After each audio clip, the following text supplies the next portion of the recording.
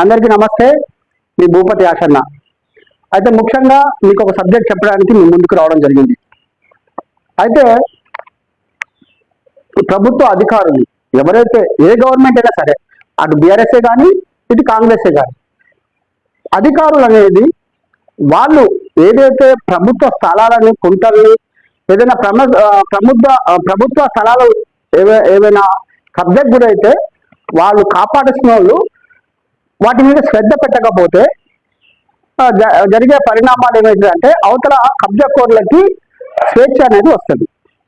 కబ్జాకోర్లకి ఒక మళ్ళీ ఏం చేయలేరని చెప్పి ఒక ఆలోచన అనేది వస్తుంది. అయితే ముఖ్యంగా ఏంటంటే మన దగ్గర పూర్తి ఆధారాలతో సహా నేను చెప్తున్నా. ఎందుకంటే గాలి మాటలు అయితే నేను మాట్లాడను. ఇప్పుడున్న పరిస్థితి చూస్తే నాయకులు కూడా గాలి మాటలే మాట్లాడతారు. ఎవరికి పనికొచ్చేటోళ్ళు కూడా లేరు. ఎంతో మంది అధికారులకు ఇచ్చిన ఈ గవర్నమెంట్ లో, కాంగ్రెస్ గవర్నమెంట్ లో బట్టి విక్రమార్కకి, పొంగులేటి సీనన్నకి, రేణుకా చౌదరికి, పైగా ఇక్కడ ప్రతిపక్షంలో ఉన్న బీజేపీ పార్టీ కిషన్ రెడ్డి గారికి, కవితక్కకి అందరికి ఇచ్చిన. దేనికోసం ఇచ్చిన?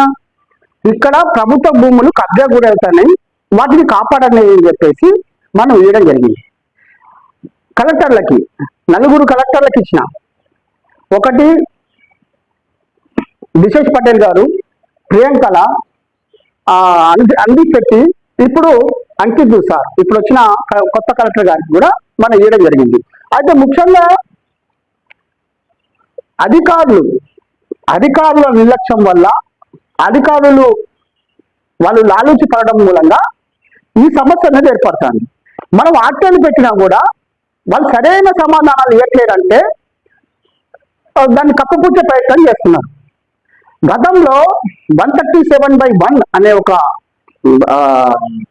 సర్వే నెంబర్లో అది ఎంతవరకు ఉంది, ప్రభుత్వ సర్కారీ భూమి ఎంత ఉందో మొత్తం వివరాలు వచ్చినాయి, పూర్తి వివరాలు తీసినాం. ఆ తర్వాత ఏంటి, మొత్తం అది ఎవరెవరికి పహానీలు ఉన్నాయి, పట్టాలు ఉన్నాయి, అది ఎప్పటి నుంచి దళిత బంధు తీసుకున్నారు, ఎవరెవరికి దీని మీద దాని మీద పూర్తి అర్హత ఎవరికి ఉన్నాయని చెప్పి మొత్తం మళ్ళీ అవి తీసుకొచ్చిన తర్వాత 137/1లో చాలా భూమి ప్రభుత్వ భూమే ఉన్నది. మనం 70 నుంచి తీసుకున్న పేపర్లలో చూస్తుంటే ఎక్కడా కూడా సర్కారీ భూమి అనే ఉన్నది తప్ప ఎవరి పేరు నమోదు చేయబడలేదు. కానీ మధ్యలో ఈ అవినీతి కొంతమంది అధికారుల వల్ల ఎవరి పేరు వాళ్ళకి లింక్ డాక్యుమెంట్లు అనేది ఉండవు. ఎందుకంటే వేరే నుంచి సంక్రమిస్తుంది. లేదంటే గవర్నమెంట్ ఇచ్చిన భూమి ఎప్పుడో 84లో అంతకుముందు స్వతంత్రం, మనకి దేశాల స్వతంత్రం రాకముందు నిజామాబాద్ ఉన్నప్పుడు పట్టాలు ఉండేవి. ఆ పట్టాల నుంచి ఎవరు కొనుక్కున్నారు, ఆ నుంచి మళ్ళీ వారి ద్వారా ఎవరికైనా అమ్మిలా మొత్తం వివరాలు ఉంటాయి, పూర్తి వివరాలు, పహానీలు ఉంటాయి, పట్టాలు ఉంటాయి, అవి ఉంటాయి. కానీ ఇక్కడ ఏం లేవు, సర్కారీ భూమి అనే ఉన్నది. సర్కారీ భూమిలో కొంతమంది దుర్మార్గులు ఇక్కడ ఎంఆర్ఓ ఆఫీసు చుట్టూ తిరుక్కుంటా, అక్కడ డబ్బులు పెట్టుబడి పెట్టుకుంటా, మొత్తం వాళ్ళ పేరు రికార్డులలో వాళ్ళ పేర్లు ఎక్కించుకుంటూ పోతా ఉంటే మరి ఎంతవరకు పోయి దీన్ని మనం సామాన్యుడు ఎంతవరం కాపాడగలుగుతాడు? దాన్ని ఈ అధికారులే ఇంత నిర్లక్ష్యంగా ఉంటే ఈ రాజకీయ నాయకులు పెద్ద పెద్ద మాటలు మాట్లాడతారు. మరి మాటలు మాట్లాడేటోళ్ళు, మరి నిజాయితీ గల్లోళ్ళు, ప్రజాపాలన, ప్రజలకి ఎంతో వేరు చేసే నాయకులు మరి దీని మీద ఎందుకో పట్టించుకోవట్లేరు. నేను ఒకటే సూటిగా అడుగుతున్నా, నీకు చిత్తశుద్ధి లేదు.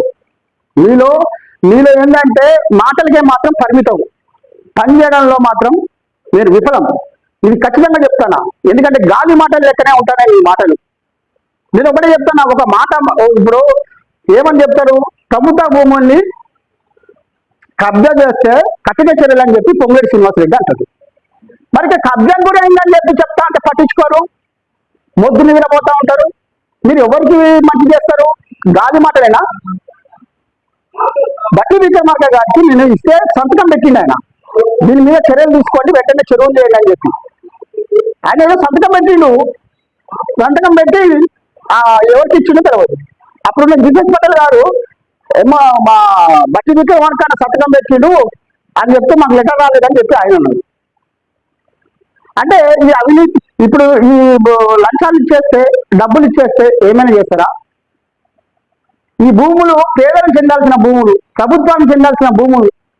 ఒక పేదవాడు 100 గజాల స్థలము వేసుకుంటే ప్రభుత్వ భూమిలో ఆగమేఘాల వచ్చే ఆర్డీఓ, ఎంఆర్ఓ, ఎక్కడెక్కడ అధికారులు అందరూ వచ్చి కూల్చేస్తారు కదా, హైదరాబాద్ వచ్చి కూడా కూల్చేస్తారు కదా పేదవాళ్ళని.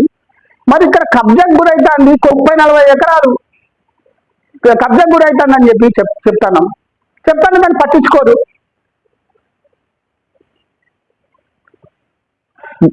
గాలి మాటలు మాత్రం వద్దు.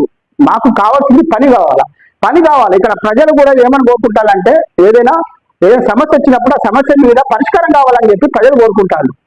గాలి మాటలు మాకు వద్దు. మేము గాలి మాటలు మేము ఆశిస్తలేము. నమ్మకంతో పని చేస్తారని చెప్పి ఒక ఆశించినాం.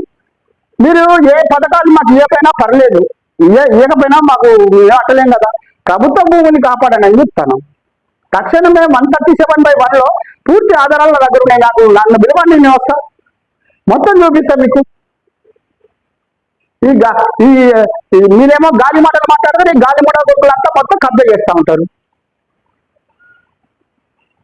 ప్రభుత్వానికి చెందాల్సిన భూములు అక్కడ పేదవాళ్ళు ఇల్లు లేని వాళ్ళకి ఎంతో మంది మరి భద్రాద్రి కొత్తగూడెంలో వాళ్ళందరికీ అవకాశం ఇవ్వండి. పోనీ పేదవాళ్ళకి పంచండి ఆ ప్రభుత్వ భూమిని. ఈ దొంగల పాలు చేసి మొత్తం వాటాలు పంచుకుంటున్నారు. ఎవరి కాళ్ళు అశోకు నువ్వు దళితుడివి, నువ్వు ఏం చెప్పినా కాదు అంటే ఒక దళితుడు కొట్లాడకూడదా? ఓ దళితుడు న్యాయం వైపు నిలబడకూడదా? ఓ దళితుడు ప్రభుత్వ స్థలాన్ని కాపాడకూడదా? కళ్ళ ముందు చెరువు పోతే ఆ ఇరిగేషన్ శాఖ వాడికి నిద్రపోతున్నారు దొంగ సన్నాసులు. వాళ్ళు కాపాడాల్సిన వాళ్ళు ప్లాట్లు కొనుక్కున్నారంట. అందులో ఈ రెవెన్యూ శాఖ కూడా అందుకే 2-3 ప్లాట్లు ఉన్నాయని చెప్తున్నారు చెరువులో. మరి ఈ చర్యలు ఎప్పుడు తీసుకుంటారు? దీని మీద ఎప్పుడు జరుగుతుంది? నేను అనేది ఒకటి చెప్తున్నా, మొత్తం 137/1 రికార్డులు తీసుకొచ్చి మీరు సర్వే చేసి అసలు ఎవరి భూమి ఉంది, అసలు ఎవరు లెక్క ఎంతో తేల్చండి. వాడెవడో మా అయ్యది మా తాతదని వాడు కూడా తిరుగుతాడు, వీడెవడో మాకు వీడు తిరుగుతాడు. అసలు రికార్డులు ఏమో సర్కారీ భూమి అని ఉంటుంది. వీళ్ళకి సర్కారు ఎప్పుడు అమ్మింది? వీళ్ళు ఎప్పుడు పహానీలు వచ్చినాయి? వీళ్ళకి ఎప్పుడు పట్టాలు వచ్చినాయి? వెంటనే వీళ్ళకి మీద చర్యలు తీసుకోవాలని చెప్పి నేను డిమాండ్ చేస్తున్నా. ఇవాళ అంకిత్ గారిని మళ్ళీ ఒకసారి కలెక్టర్ గారిని కలిసి ఆర్డీఓని కలిసి ఇది ఎవరైతే కబ్జాకి గురైతున్న 137/1 ఇండస్ట్రీ ఏరియాకి ఇచ్చిన కొంత భూమి ఉన్నది ప్రభుత్వ భూమి. అది కూడా వాళ్ళు చేత కాకపోతే ఉపాధి కలిగించలేకపోతే ప్రజలకి, స్థానిక ప్రజలకి అది రివర్స్ ప్రభుత్వానికి ఇచ్చేయాలా. ఇండస్ట్రీకి లీజుకి తీసుకున్నారు భూమిని, వాళ్ళు ఎక్కడెక్కడ అమ్మేసుకుంటారు. ఇది అట్టల ఫ్యాక్టరీలు మొత్తం ఎక్కడ పడితే అక్కడ ఫ్యాక్టరీలు అమ్మేసుకుంటారు. ఎవరు బాబు సొమ్మది?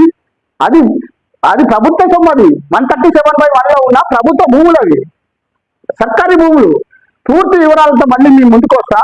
తప్పకుండా మీ మీద పోరాటం అనేది ఆగదని చెప్పి మరొకసారి గుర్తు చేస్తూ మీ భూపదేశాన అందరికీ ధన్యవాదాలు.